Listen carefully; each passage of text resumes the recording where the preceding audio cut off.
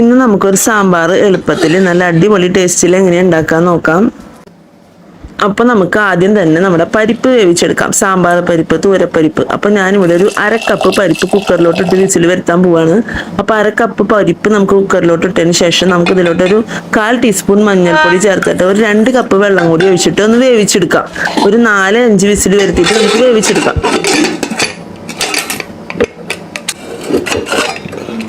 അപ്പോൾ പരിപ്പ് ഞാനിവിടെ നന്നായിട്ട് വേവിച്ചെടുത്തിട്ടുണ്ട്. ഇനി നമുക്ക് ഈ വേവിച്ച പരിപ്പ് നമ്മൾ സാമ്പാർ ഉണ്ടാക്കാൻ പോണ പാത്രത്തിലോട്ട് ഒഴിച്ചു കൊടുക്കാം.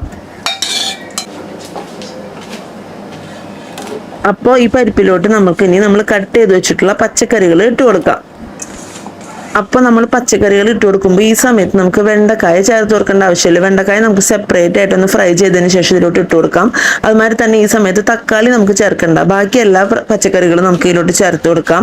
പച്ചക്കറികളുടെ കൂടെ തന്നെ നമുക്ക് കുറച്ച് കറിവേപ്പിലയും അതുമാതിരി തന്നെ ഒരു 2-3 പച്ചമുളകും പിന്നെ ഒരു പകുതി സവാളയും കൂടി നമുക്ക് ഇതിലോട്ട് ചേർത്ത് കൊടുക്കാം. സവാളയ്ക്ക് പകരം കുഞ്ഞുള്ളി ആയാലും കുഴപ്പമില്ല. ഇനി നമുക്ക് ഇതിലോട്ട് പൊടികൾ ചേർത്ത് കൊടുക്കാം. അപ്പോൾ ആദ്യം തന്നെ നമുക്ക് മല്ലിപ്പൊടി ചേർത്ത് കൊടുക്കാം. ഒരു 1.5 ടീസ്പൂൺ മല്ലിപ്പൊടി നമുക്ക് ഇതിലോട്ട് ചേർത്ത് കൊടുക്കാം. ഇനി ഇതിലോട്ട് നമുക്കൊരു 1/2 ടീസ്പൂൺ മുളക് പൊടി ചേർത്ത് കൊടുക്കാം. ഇനി നമുക്ക് ഇതിലോട്ട് ചേർക്കേണ്ടത് കായം പൊടിയാണ്. അത് ഒരു 1/4 ടീസ്പൂൺ ചേർത്ത് കൊടുക്കാം. അപ്പോൾ ഇനി നമുക്ക് ഇതിലോട്ട് ഇത് വേവിക്കാൻ ആവശ്യമുള്ള പച്ചക്കറിയൊക്കെ വെന്ത് വരാൻ ആവശ്യമുള്ള വെള്ളം ചേർത്ത് കൊടുക്കാം. അപ്പോൾ ഞാനിവിടെ ഒരു 2 കപ്പ് വെള്ളം ഈ സമയത്ത് ചേർത്ത് കൊടുക്കുന്നുണ്ട്. അപ്പോൾ ഈ വെള്ളമൊക്കെ ചേർത്തിട്ട് നന്നായിട്ടൊന്ന് മിക്സ് ചെയ്ത് കൊടുക്കാം നമുക്ക്. ഇനി നമുക്ക് ഇതിലോട്ട് കുറച്ച് ഉപ്പും കൂടി ചേർത്തിട്ട് മൂടി വെച്ചിട്ട് ഇത് വേവിക്കാം. അപ്പോൾ ഉപ്പ് ചേർത്തൊന്ന് ഇളക്കി കൊടുത്തിട്ടുണ്ട്. ഇപ്പൊ ചെറുതായിട്ട് സാമ്പാറൊക്കെ തിളച്ചു വന്നു തുടങ്ങിയിട്ടുണ്ട്. ഇങ്ങനെ തിളച്ചു വരുന്ന സമയത്ത് നമുക്കിത് മൂടി വെച്ച് കൊടുക്കാം.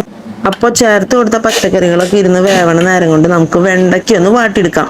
അപ്പോൾ വെണ്ടക്കായ നമുക്ക് പാനിലോട്ട് ഇട്ട് കൊടുക്കാം. ഞാനിവിടെ ഒരു 4-5 വെണ്ടക്കായ എടുത്തിട്ടുണ്ട്. പാനിലോട്ട് ഇട്ട് കൊടുത്തിട്ട് കുറച്ച് വെളിച്ചെണ്ണയും കൂടി ഒഴിച്ചിട്ട് ജസ്റ്റ് ഒന്ന് വാട്ടിയെടുക്കാം. നമുക്ക് അതിൻ്റെ ആ കൊഴുകൊഴുപ്പൊന്നും ഇതിലോട്ട് വരാണ്ടിരിക്കാൻ വേണ്ടിയിട്ടാണ്. അപ്പോൾ ജസ്റ്റ് ഒന്ന് വാട്ടിയെടുക്കാം.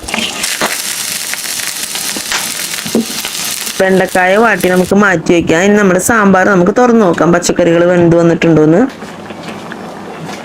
അപ്പോൾ പച്ചക്കറികളെല്ലാം നന്നായിട്ട് വെന്ത് വന്നിട്ടുണ്ട്. ഇനി ഈ സമയത്ത് നമ്മൾ നേരത്തെ മാറ്റി വെച്ചിട്ടുള്ള തക്കാളി നമുക്ക് ചേർത്ത് കൊടുക്കാം. അപ്പോൾ ഞാൻ ഇതിലോട്ട് ഒരു 1/2 തക്കാളിയെ ചേർക്കണുള്ളൂ. അത് ഇതിലോട്ട് ചേർത്ത് കൊടുക്കാം. അതുമാതിരി തന്നെ നമ്മൾ നേരത്തെ വാട്ടി റെഡിയാക്കി വെച്ചിട്ടുള്ള നമ്മുടെ വെണ്ടക്കായും കൂടി നമുക്ക് ഇതിലോട്ട് ചേർത്ത് കൊടുക്കാം. ഇനി നമുക്ക് ഈ സമയത്ത് ചേർക്കേണ്ടതാണ് പുളിവെള്ളം. അപ്പോൾ ചെറിയൊരു നെല്ലിക്കേന്റെ വലുപ്പത്തിലുള്ള അത്ര പുളി നമുക്ക് വെള്ളത്തിലിട്ടിട്ട് നന്നായി കുതിർത്തതിന് ശേഷം ആ പുളി അതിൽ പിഴിഞ്ഞെടുത്തിട്ട് ആ വെള്ളം ഇതിലോട്ട് ചേർത്ത് കൊടുക്കുകയാണ്. ഇനി ഞാൻ ഇതിലോട്ട് ചേർക്കാൻ പോണത് സാമ്പാർ പൊടിയാണ്. അപ്പോൾ 2 ടീസ്പൂൺ സാമ്പാർ പൊടി ഞാൻ ഈ സമയത്ത് ചേർത്ത് കൊടുക്കുന്നുണ്ട്. ഇനി നമ്മൾ ചേർത്ത് കൊടുത്ത ഈ തക്കാളി വെണ്ടക്കായും ഒക്കെ ഒന്ന് വെന്ത് വരുന്നവരെ ജസ്റ്റ് ഒന്ന് നമുക്ക് തിളപ്പിച്ചു കൊടുക്കാം. ഇപ്പൊ നമ്മളത് ചേർത്ത് കൊടുത്ത തക്കാളി വെണ്ടക്കായും ഒക്കെ വെന്ത് വന്നിട്ടുണ്ട്. ഈ സമയത്ത് നമുക്ക് ഇതിലോട്ട് 1 ടീസ്പൂൺ ശർക്കര ചേർത്ത് കൊടുക്കാം. ഇപ്പൊ നമ്മുടെ സാമ്പാർ കറി ഇവിടെ റെഡി ആയിട്ടുണ്ട്. ഇനി നമുക്കത് കടുക് പൊട്ടിച്ചെടുക്കണം. അപ്പൊ അതിന് വേണ്ടിയിട്ട് നമുക്കൊരു പാൻ വെച്ചിട്ട് അതിലോട്ട് ഒരു 3-4 ടീസ്പൂൺ വെളിച്ചെണ്ണ ഒഴിച്ചു കൊടുക്കാം. എന്നിട്ട് ഈ വെളിച്ചെണ്ണ ചൂടായി വരുമ്പോൾ നമുക്ക് അതിലോട്ട് കടുക് ഇട്ട് കൊടുക്കാം. 1 ടീസ്പൂൺ കടുകാണ് ഞാൻ ചേർക്കുന്നത്. കടുകിന്റെ കൂടെ തന്നെ നമുക്കൊരു 2 വറ്റൽമുളകും കുറച്ച് കറിവേപ്പിലയും ചേർത്ത് കൊടുക്കാം. അതുമാതിരി തന്നെ ഇനി നമുക്ക് ഇതിലോട്ട് തന്നെ ഒരു 1/2 ടീസ്പൂൺ സാമ്പാർ പൊടിയും കൂടി ചേർത്ത് കൊടുക്കാം. സാമ്പാർ പൊടി ഇങ്ങനെ മൂപ്പിച്ചിടുമ്പോൾ നല്ലൊരു സ്മെല്ലാണ് സാമ്പാറിന്. അപ്പോൾ 1/2 ടീസ്പൂൺ സാമ്പാർ പൊടിയും കൂടി ചേർത്തിട്ട് നമുക്കിത് നമ്മുടെ സാമ്പാറിലോട്ട് ഒഴിച്ചു കൊടുക്കാം.